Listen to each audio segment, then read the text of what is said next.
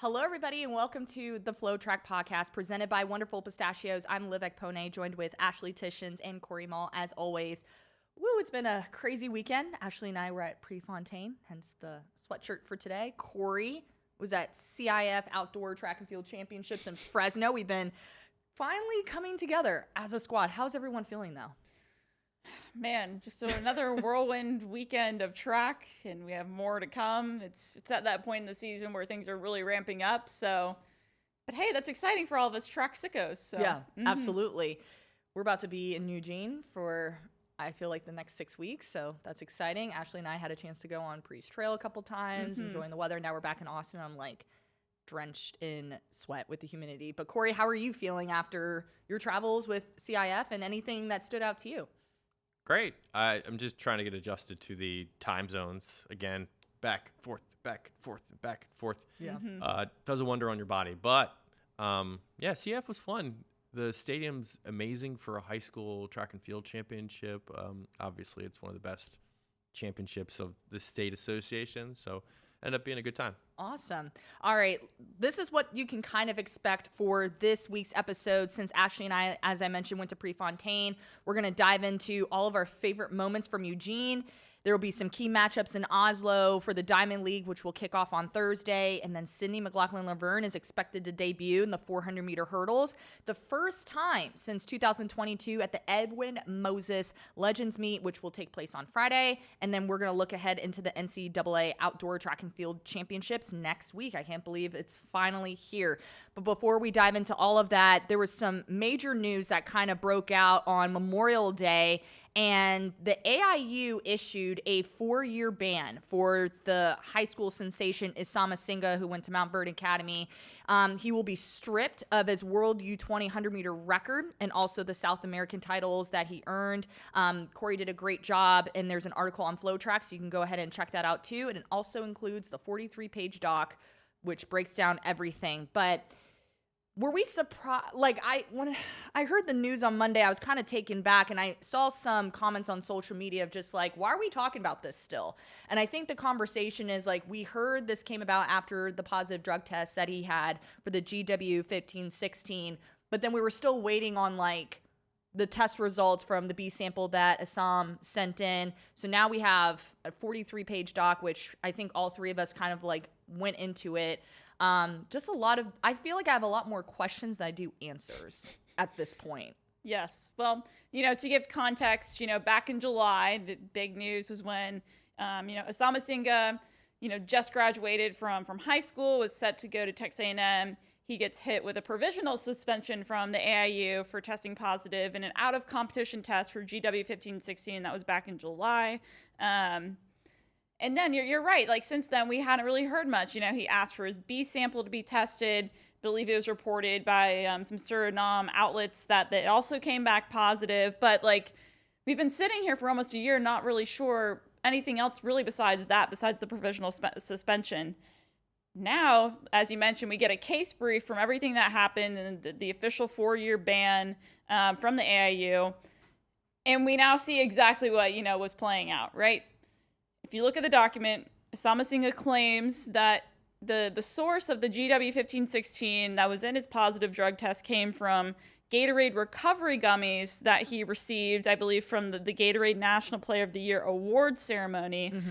And then what played out is, if you read it, just a really messy back and forth of like, he's sending in his gummies to be tested at a lab, which they did come back positive for, mainly on the outside of the gummies for GW 15-16, and then testing it against, sealed like another product of the gummies. Like, it's just a lot of back and forth. And so now here we are after all that. But I know, Corey, I think you mapped out a timeline of exactly what happened if you wanted to get into that.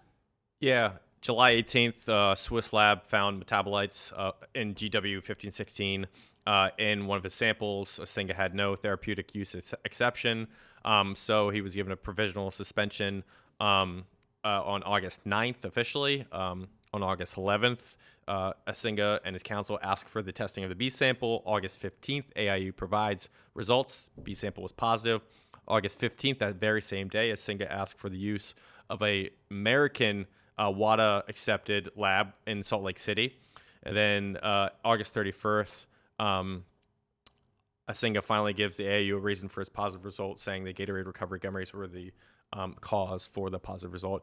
I wanted to mention something real quick that I read in the outline here, and it essentially is like what is placed on the offending party here. It's the burden of proof is on Asam to prove that he isn't guilty. Yeah, It doesn't start with presumption of innocence, and AAU has to prove that he is guilty. He has to prove that he's innocent. Right. So the proof is on him, and it's a little bit of a flip on how we normally do justice in the U.S. at least, and it's kind of interesting. So he's truly sort of in a place where there's a lot that he needs to do to prove his innocence, and that's kind of where I think some of this is coming to. Yeah, it is just, as Ashley mentioned, there's just a lot of moving pieces, I think, that are involved in this too. Like I read on page 12 of the document under section IV that like testing was done on like the sealed containers of the same batch of the Gatorade recovery gummies that Asam issued. And he was supposedly informed by a Gatorade rep there that the recovery gummies have also been discontinued due to manufacturing issues. So that puts a question mark in my head of like, why is Gatorade, I guess, giving athletes products that aren't being manufactured now? Like, that's a question that I have.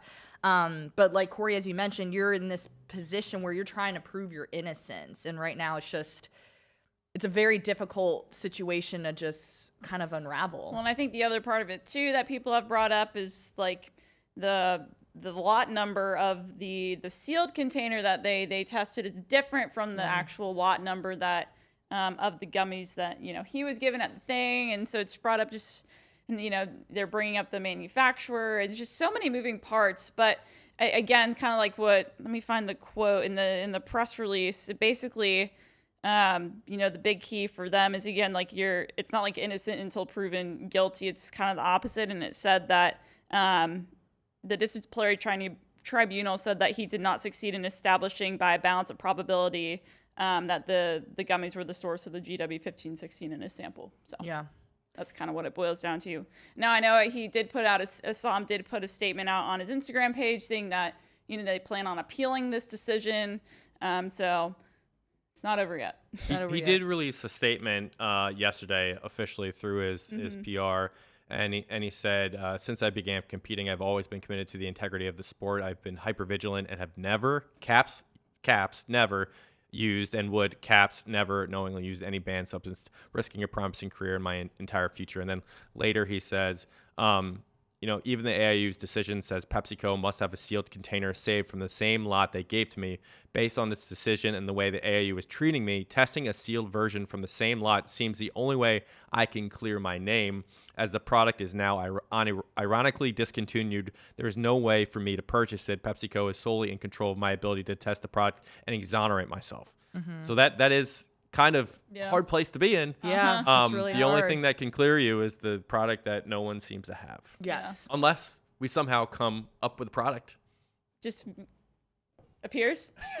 Possibly. Yeah. If all those athletes at the Gatorade Awards got Pepsi products, is there someone out there that has the same smoking gun gummy? Yeah. Oh gosh.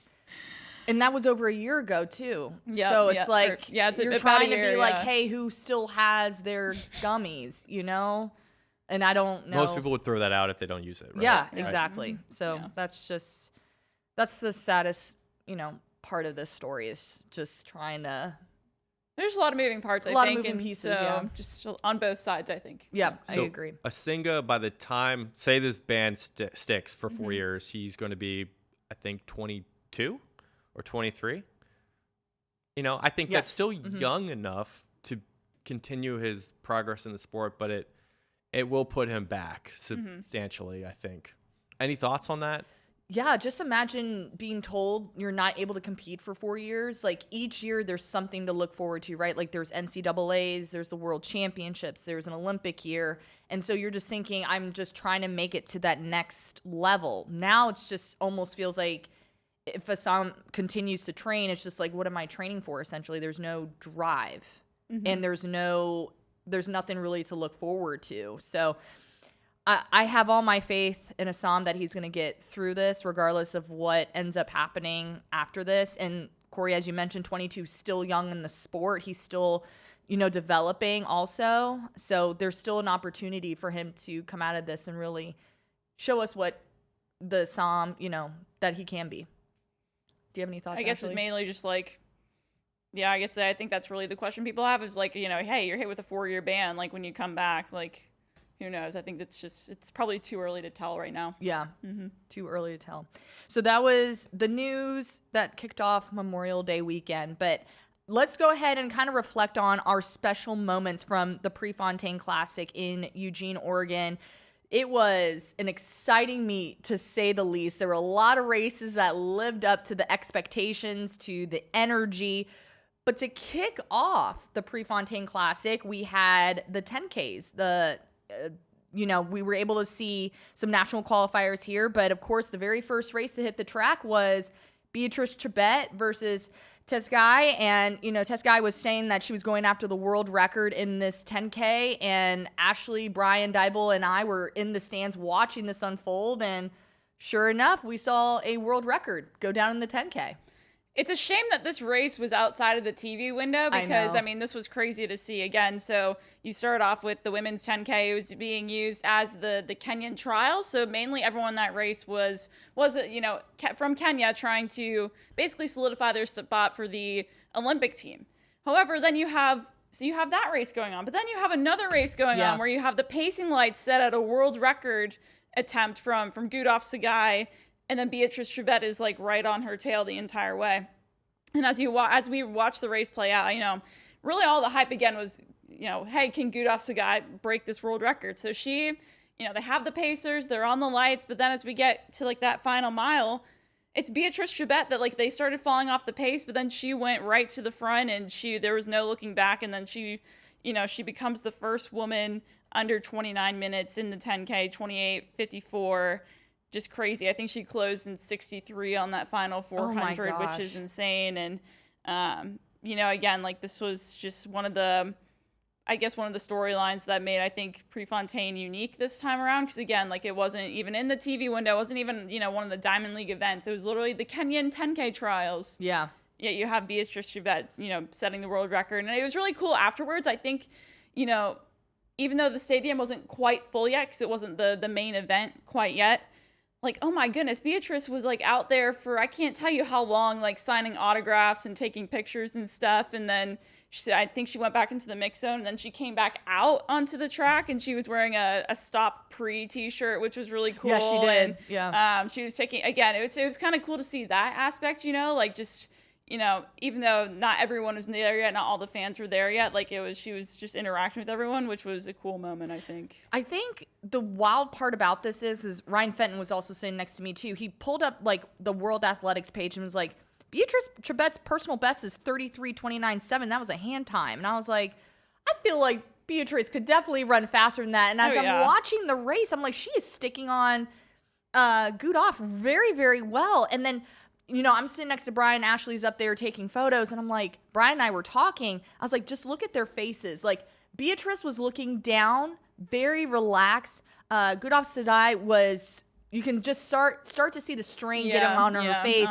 And then all of a sudden, the last 600 meters, Chebet, as you mentioned, Ashley, just once they noticed they were off those pacing lines, Chebet just went to the front and she looked over her shoulder when she made that move, and then no one was just able to respond. Yeah. So, and even though like her previous best was like 33 minutes in the 10K, I think we should have expected her to run this fast because she is the world record holder, I believe, in the road 5K.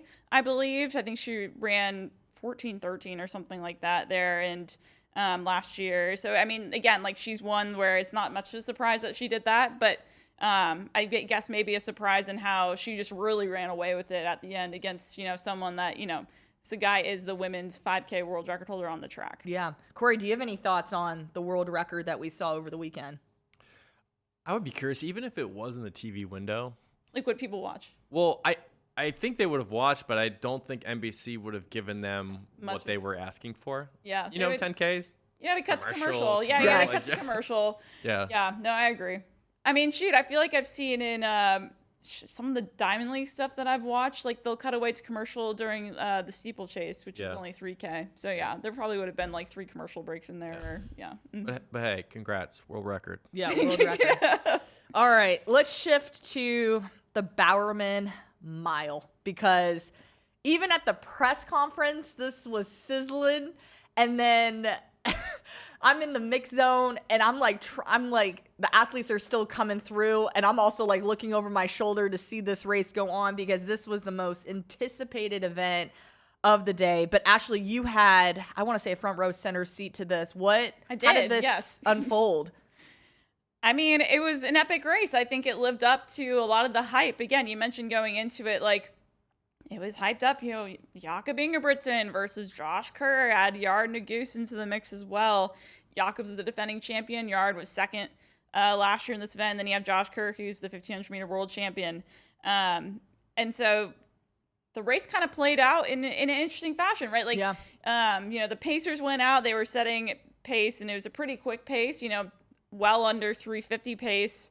And Jakob led for most of that way, right? Until about like 600, 700 meters. And then that's when all of a sudden you see Josh Kerr go to the front, and no one challenged him from there. Like, it was from once Josh Kerr made that move to the front, like there was no looking back for him, and he was able to win, set a new British national record there as well. I believe it was 3:45.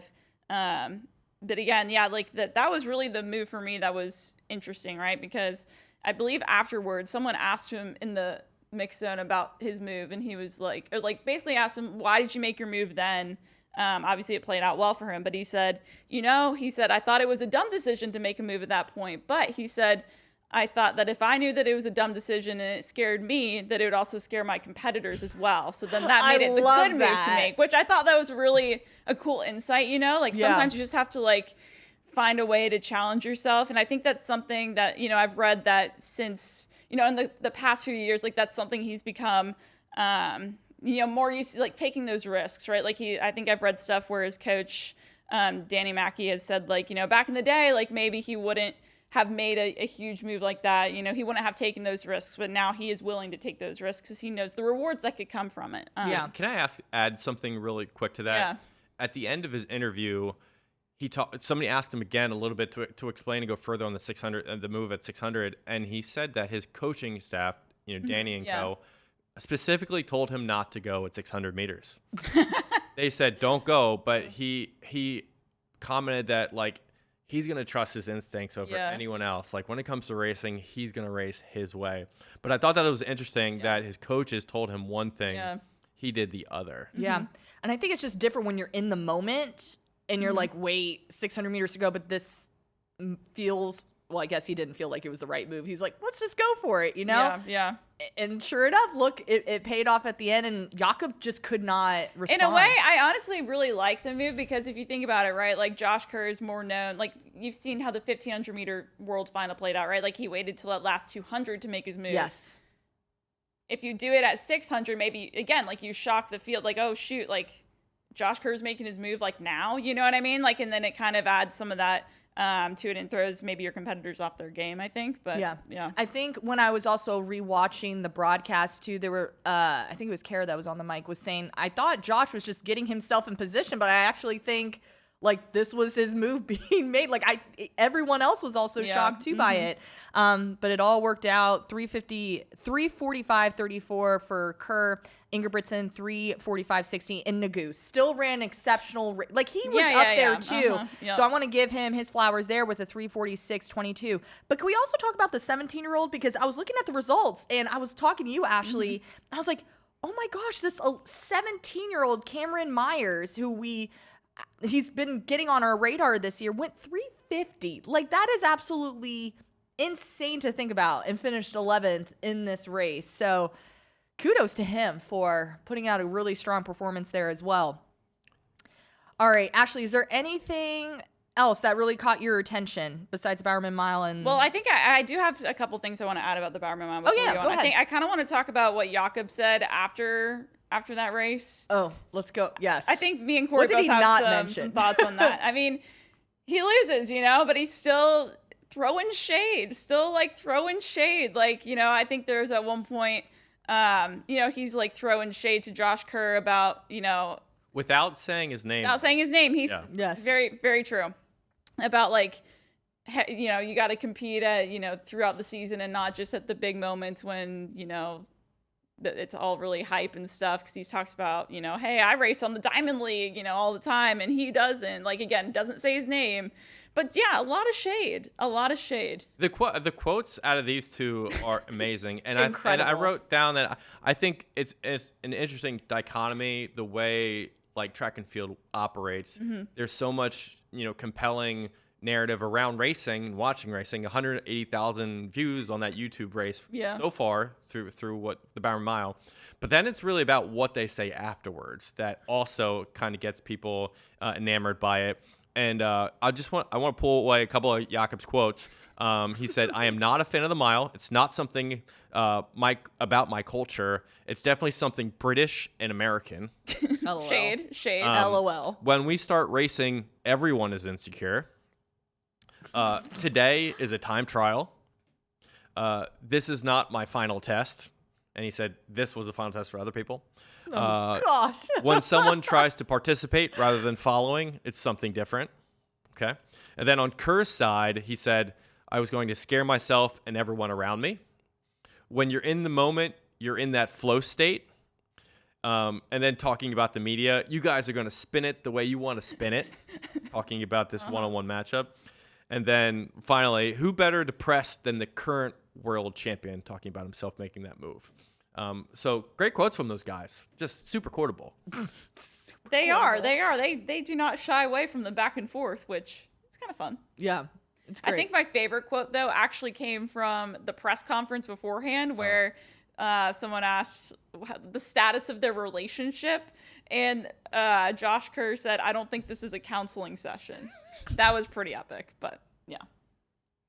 I love it. The whole press conference was Well, we're definitely, great. going to make a great preview for the Olympics, hopefully, to come. So, Yes. yeah. Mm-hmm. Absolutely.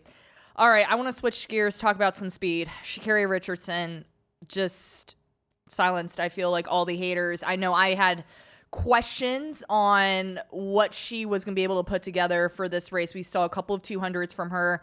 Did not look like the Sha'Carri that we're all used to seeing.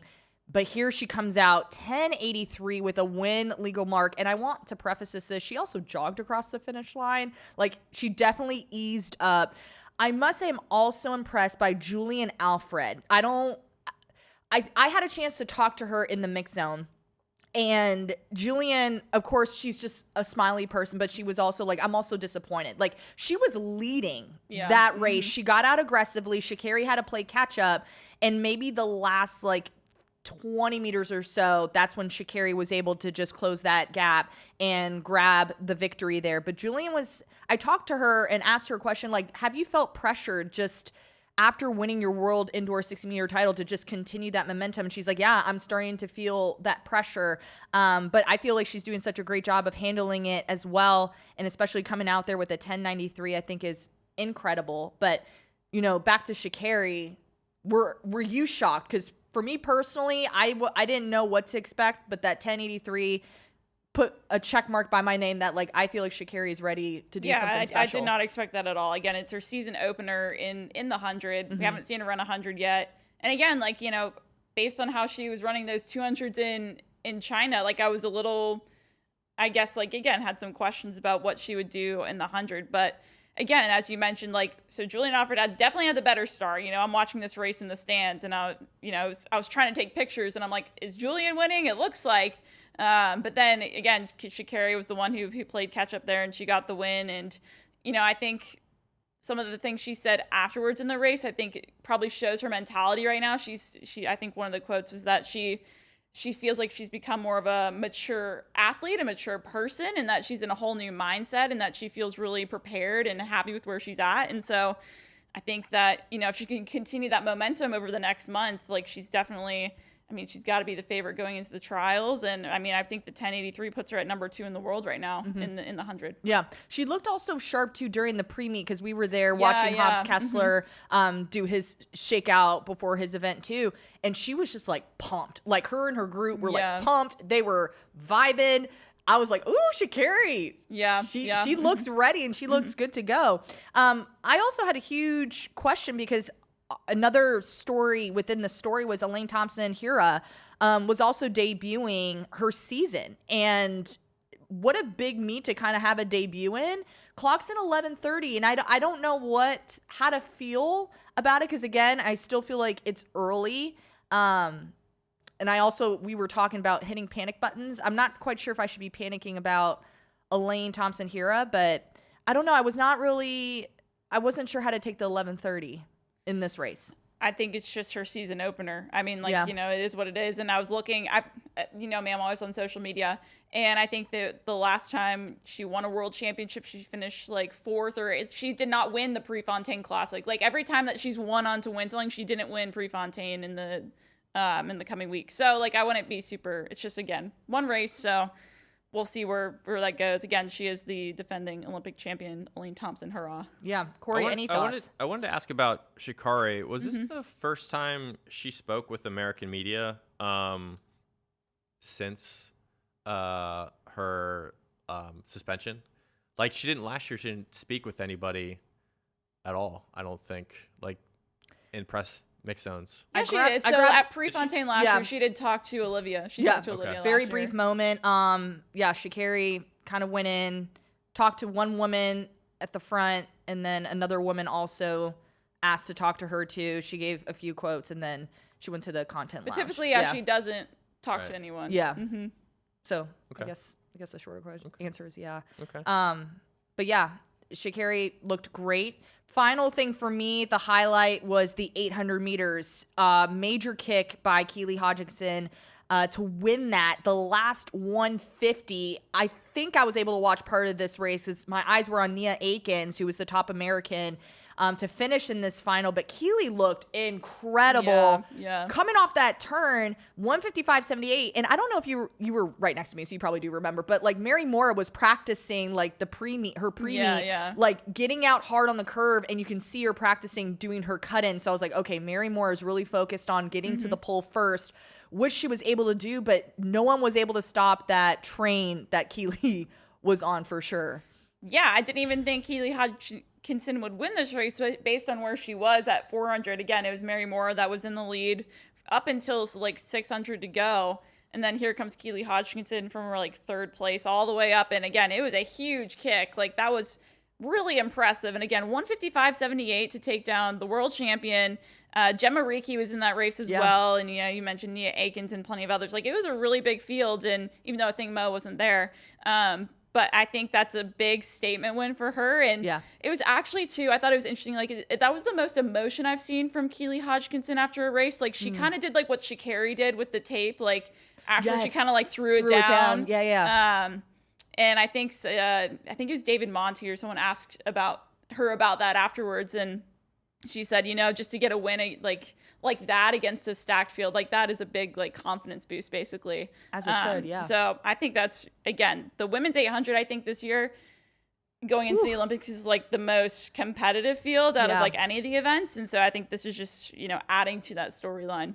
Exactly, because Athingmo wasn't in that race, as you mentioned. Mary Mora finished second, 156.71. Gemma Reekie, 157.45. And then Nia Akins was 4th with a 157.98. So strong performances from Prefontaine. Any last-minute events or highlights from individuals before we talk about the Oslo Diamond League? Shout out to Joe Kovacs. He loves Prefontaine. He's been to it so many times, and he new world lead, first man over 23 meters so far this season in the men's shot put. So that was pretty exciting. Because again, I'm in the mix zone. So they did show parts of Joe's competition, and I saw, I think, the winning throw. And I was like, ooh, he probably hit the mulch. During the press conference, he talked about how in his backyard there's mulch. And then when he hits the mulch, that's the furthest he's ever thrown in a competition setting. So I just thought about that. And I was like, oh, he probably hit the mulch. Yes, probably. For this competition. Corey? And he also inspired the purchase of this sweatshirt. You saw him wearing it, so you were like, I gotta get it. Yeah, he was wearing it at the press conference, and I was like, okay, I'm kind of feeling this crew. It's crew neck. Okay. Yes. You want to disclose how much you paid for it? No. Not really. Why don't y'all guess how much I paid for this sweatshirt? Just one last call out. It's for Kenny Bednarik in the 200. Oh, yeah. In just 15 days after he ran a world lead at Doha, he ran 1989 here. And I think when you talk about sharpness, Kenny is as sharp as anyone right now in the 200 in the U.S. Only 3 men in the U.S. have run under 20 seconds in 2024 so far. And Arion got to be a little, concerned, I guess. He's scratched from Prefontaine. He hasn't run a 200 since February, like a thing. Arion's kind of in that position where you have these days, they're escaping us now. Yeah. And just how, are you ready? Are you prepared? I know we all love Arion and want to see him succeed. So things are getting really, really pressurized at this point. So Kenny's in a good position. Yeah, Kenny looked very solid once he recovered from his little stumble from the blocks. He did mention that he was like, he was like, it was an oh shit kind of moment is what he said in the mix zone. He's like, I just had to keep running. So once he sharpens that up, I feel like he's the most consistent. And Ashley, I think you called for Kenny B to be making this Olympic team too, early on. I believe it was you. So I'm I'm kind of on. Oh yeah, Kung Fu Kenny all the way. Kenny. I've thought it since the beginning. Yes, he looks really, really good right now. All right, let's switch gears. Let's talk about the Oslo Diamond League, which is going to take place on May 30th. I know we have a couple of events that we're looking forward to. So Ashley, what event are you looking forward to the most? Already back on the track after the Bowerman Mile. Jakob Ingebrigtsen will be racing in the 1500, and it's a pretty loaded 1500, right? It's going to be Jakob. It's going to be his fellow compatriot, Nordas is going to be in there as well, George Mills, Neil Gorley. So I think this is going to be an interesting race, right? I think Ollie Hoare's in it as well. Again, I'm just looking at the start list. So I think, my question is probably just what's the strategy here now when you're racing in Oslo? Obviously the Bowerman Mile is a pretty fast race. Are we going more tactical here? But again, as Jakob mentioned, plenty of times in his post-race interview, he loves competing on the Diamond League. He's going to show up and he's going to race even in the mid-season. So here we have him racing again less than a week after Prefontaine. Interesting. All right, Corey, how about for you? What events are you looking forward to? Connie Simbine ran the 100. He ran 990 at the Atlanta City Games, so I'm really curious to see just how he does in that event alongside Lamont Jacobs. So. Yes, that's gonna be a great one. I'm looking forward to that too. I think the event for me that I'm bring out the popcorn is the 400-meter hurdles, because you have Carson Warholm versus Alison Dos Santos, who is the bronze medalist in the Olympics and was fifth at Worlds last year. And this is going to be Warholm's debut, and he's the defending world and Olympic champion as well. So Dos Santos also went 46.86 earlier this year. And of course we saw what Rai Benjamin did at the LA Grand Prix. So now it's okay, what does Carson Warholm have up his sleeve? So that's going to be an exciting race to watch too. Corey, anything else that you're looking forward to? Racing. Let's go. Racing. Diamond League. And then we also have Stockholm on Sunday. Again, we have so many meets. Continental Tour, Ostrava in 30 minutes too. So, everyone's racing now. Yeah. All right. Speaking of everyone's racing, Sydney McLaughlin-Levrone is scheduled to debut the 400-meter hurdles at the Edwin Moses meet, which will take place on Friday in Atlanta. We've seen Sydney go 12:71 in the 100-meter hurdles. She's coming off of a 22:07 in the 200. It's safe to say that she's ready to go. I think the biggest storyline going into this is, what is Sydney going to put together? The last time she has raced this event was August of 2022. She broke the world record back in July at World Champs. So this is an opportunity to kind of see where she's at. We know she has the speed, and we've seen her, leading into 2022, how she was doing a lot of 60-meter hurdle races and also 100-meter hurdle races. So I'm not really surprised by that, but I'm looking forward to this to see what she can put together. Yeah, again, as you mentioned, she hasn't raced this since 2022. So I think everyone's probably just curious to see, what she's been doing in her training, right, to prepare to return to the 400 hurdles. Again, she ran, her last one was in Hungary, I believe, in August of 2022. She ran 51 high, but then the previous race, in Eugene, she set that incredible world record. But after the LA Grand Prix, she said, this is her getting back to her bread and butter race. This is, I think a lot of people were wondering if she was going to switch to the 400 meter flat like she did last year leading into, and did that at trials. She decided not to do that. And I think the biggest thing this could hype up is just like that matchup between her and Femke Bol. Like, I think for a while, Sydney McLaughlin has destroyed Femke Bol before, in her own right. Like, they're both great, but like, thinking back to that world record race, like, Femke Bol wasn't near her at all there.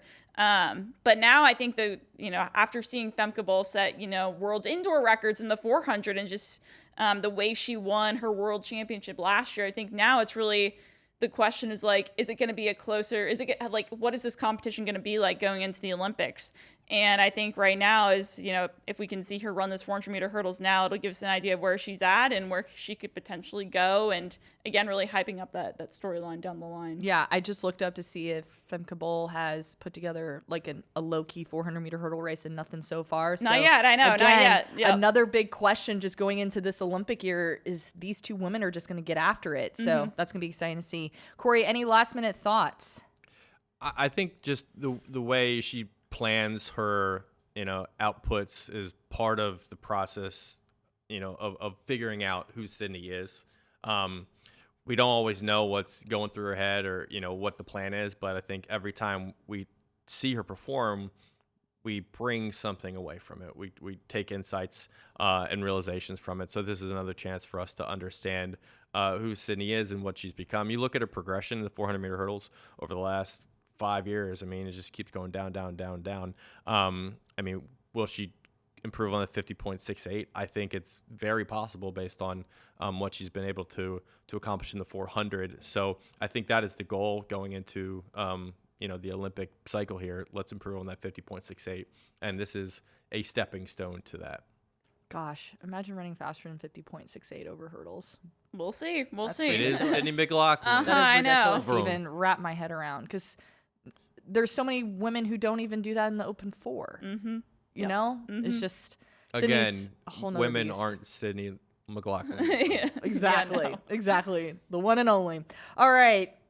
Next week is going to be a very big week for a lot of us, especially the collegiate athletes, as we look ahead to the NCAA Outdoor Track and Field Championships, which will take place at Ashley's second home at this point, Eugene, Oregon, at the University of Oregon. So we had the East prelims go off, West prelims go off. We finally now know who has qualified for these championships. And for me, not much of a lot of surprises took place, maybe a few. But for the most part, I feel like everyone that we kind of predicted has punched their tickets. But let's go ahead and just talk about our favorite moments and what should we look forward to. Ashley, I'll start with you. If we're looking ahead to some of the storylines to follow at NCAA's next week based on regionals, I know we hyped up Parker Valby going after the 5K, 10K double. She, in fact, will be doing that 5K, 10K double after, regionals. She ran 15:19 in the 5K for second at East regionals.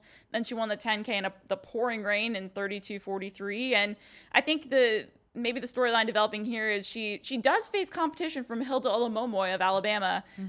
Hilda won the 5K at the East Regional and then was second just barely to Parker Valby in the 10K. So I think if anyone could challenge Valby, it's probably Hilda. But I think that's maybe something, at least on the distance side, that I'm really looking forward to. Corey, how about for you? Top storyline. Looking at two guys, Shekna Traore, in the 200 out of the East region for Penn State, 1993. I think he officially put his name on the map there, and he got his. I think he's probably clear on the Olympic standard there. Is it Olympic standard under 1993? Close to it. Great question. Yeah. I don't That's know. a great question. I know that was his goal. And then Jacoby Tharp of Auburn, this guy has blossomed over the last month and just become the NCAA's top guy at 110. So he's really just sharpening up going into NCAA's. I think he has a chance to really do something special there as well.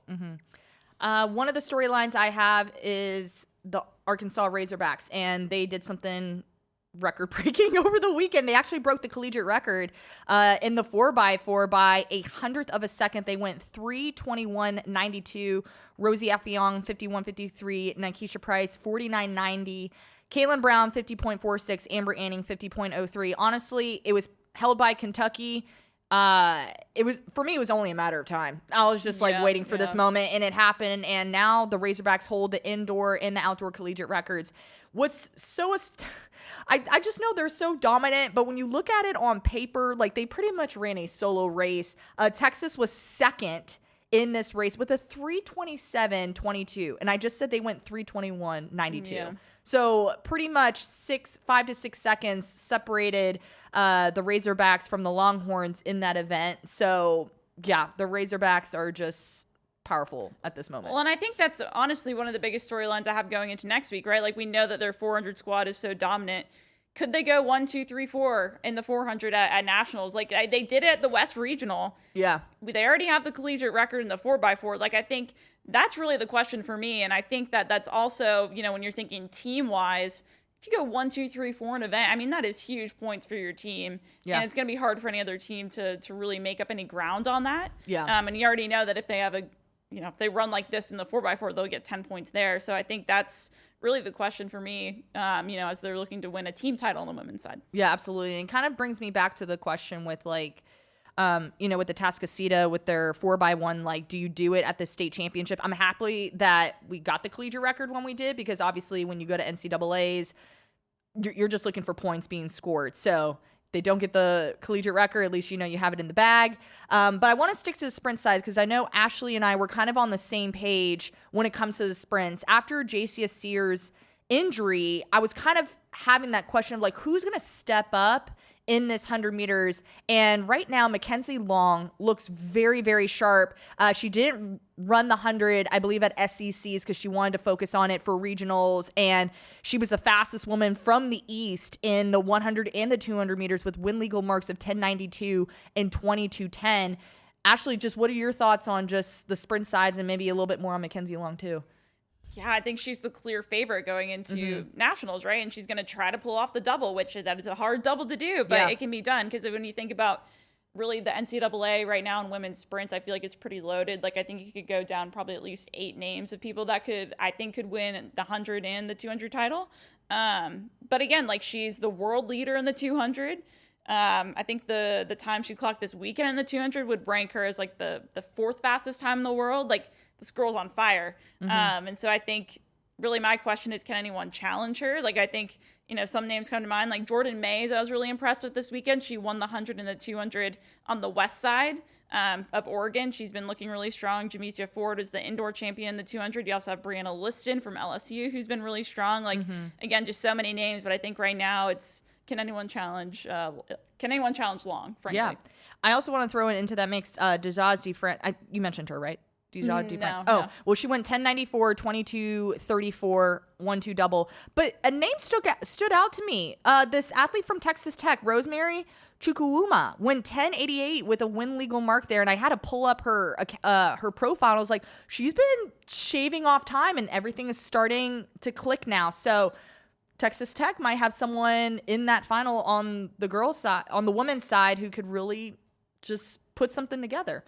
Real quick on the sprint side, South Florida, I talked about them last week, and I believed during Penn, I'm officially a South Florida fan. The men qualified in the 4x1 right behind Kentucky with a 38.64. I believe they had a handful of their sprinters also qualified too. So South Florida is really putting it together. And I know, Corey, I feel like you're also a South Florida fan too.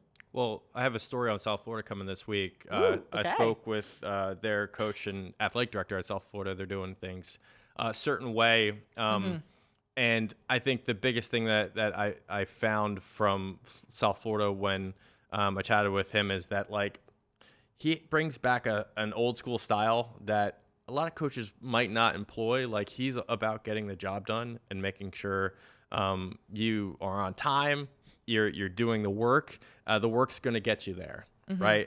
That's the only thing that's going to get you to that land of success, and it's the work. So stay tuned for that this week. All right, Corey, are there any other key storylines that you have? I mean, I think you glossed over this at the beginning. You said like there weren't anybody that missed NCAAs, but there were people that missed NCAAs that were kind of notable here, and I think Tanoda Matsada of Georgetown. I mean, he was 14th in the East Regional. I think that was a huge kind of result there that is worth mentioning. Peyton Noe of Arkansas, 18th in the 5K. There are a bunch of like underclassmen at the college ranks. I think we love Leo Young. Yes. He ran well in the 1500 meter prelims, but he was just out on the NCAA bid there in the final. So yeah, any thoughts on Tenoda, Peyton, Leo? Yeah, I think that goes to show, because you mentioned underclassmen. Like I think it shows that qualifying's hard for NCAA championships. The season's kind. I mean, you race, even though you're selective in your races, like you do race a lot, and to get to NCAA's, it does take like you got to race well in the day, and sometimes that means running fast. Sometimes that means, especially on the distance side, running, tactically how you want to put yourself in position. And I think, for some of these freshmen that haven't had those experiences before, like, it's all about learning experiences, and at least these are things they can, take away from and moving on. Yeah. And Noe still got in the 10K. She was second there, so she didn't miss out entirely. But there's points on the table there for Arkansas. And then another name that squeaked by in the 15 is Parvez Khan. He was 10th. Our guy. I was looking for that. He was 10th. He got in, but it's what happened? I don't know. What happened? 1500. Did he not like bite down on his chain and then go sprinting away? I guess not. But yeah, I mean that's qualifying for you. Yeah. Oh man. At Gosh, least he made regionals it. is just it's scary. It's a whole thing. I'm sorry, Ashley. Were you about to say something? No. Okay. Oh, one final note. Teams with the most qualifiers to Eugene. Any guesses? Men and women, which team has the most athletes qualified? I'm just gonna go Arkansas. Arkansas women. Yeah. Were we right about that? No. We weren't. No. Interesting. Was it Wait. Georgia women? No. Is it an SEC program? Yes. Is it LSU? Yes. It's Is LSU. it really? LSU has the most for the women. Arkansas is second. So LSU has 22 athletes. Arkansas has 18. Wow. So you think about it, right? Like, I mean, having the amount of athletes you have is, big for how many points you could potentially get. Absolutely. For men. Oh man. Predictions. What conference? Big 12. Oh, you had to think about that. I'm gonna go Texas. Yeah, it's Texas. So I was like, wait, have they moved over to the SEC yet? Next year. But they have 17 qualified. Florida second with 14. Wow. Crazy. Wait, I want to go back to LSU because I think you have a really interesting matchup in that 800 meter with Michaela Rose. And, with Roisin and Juliet Whitaker, like here we are again, like these three women have just been kind of battling it out ever since high school. So this could be, again, this 800, we're stuck on this 800 event. It's just has so much depth. Yeah, I think that's like the last event I'm really looking forward to NCAA's because, again, Michaela Rose has been dominant all outdoor season. I mean, she's gone under 159. Like, the girl has not been taken down. And, I mean, I think she was, you could argue that she was a pretty clear favorite, I think, going into indoors, but it was Juliet Whitaker that pulled off the upset indoors. So you have Rose now coming back outdoors, probably looking for maybe some redemption on the national stage. She is the defending outdoor champion. But the question is, can Juliet, Roisin, any of those ladies, challenge as well? It's going to be an exciting third race. member of that 4x8 World U20 record from VA Showcase, Sophia Goriaron. She's also in she there. also made it. Two flat, I think, right? Flat. Yep. Yeah, two flat. Yeah. Wow. Very competitive right now, the women's that 800. Just got spicy. That's for sure. That's great. One last note here, kind of going back to Arkansas, Rachel Glenn. I know she had a mishap at SEC's in the 400-meter hurdle event, and it just broke my heart, but she just got some redemption there, 53.94 for a new personal best, and she also tied for first in the high jump with a 1.84-meter clearance there, tied with Shayla Scott from Oregon and Lamar Diston from A&M. So I'm happy to see that she's out there doing her thing. It's going to be an exciting NCAA championships. And again, we're flying in on Monday. We'll be there for the press conference Tuesday. Everything will kick off Wednesday and then Thursday, Friday, Saturday, all the way through the week. But outside of that, are we feeling great? Pumped and ready to go? I know good. Ashley's ready to go back to Eugene. Oh, I am. I come back here and I go running and it's terrible. So I'm ready to go back We're already. so ready. I'm ready Corey, to go back. are you excited? No. No, I'm not excited to go to Eugene. I think Eugene gets a bad rap, personally. You think so? Yeah, people are tired of going there all the time, which I get it, but it's so lovely. It's so green and the weather's nice. trees. You guys go to the paddock? We did go course to the we went to the paddock. paddock. We did go. We did go. Absolutely. Didn't recognize anybody Still there. top Still notch? great. Top Still notch. good. There was a crowd there too. A lot of track people. We saw some track coaches there too. It's gaining popularity. Mark Coogan from New Balance was there. Oh, okay. So yeah, there were some well-known people Hype. there. Yeah. Love It was it. exciting. It was great. All right, you guys, thank you so much for joining us for this week's episode. Please like, subscribe, all the things. We will see you on the ground in Eugene, Oregon, and we'll see you next week.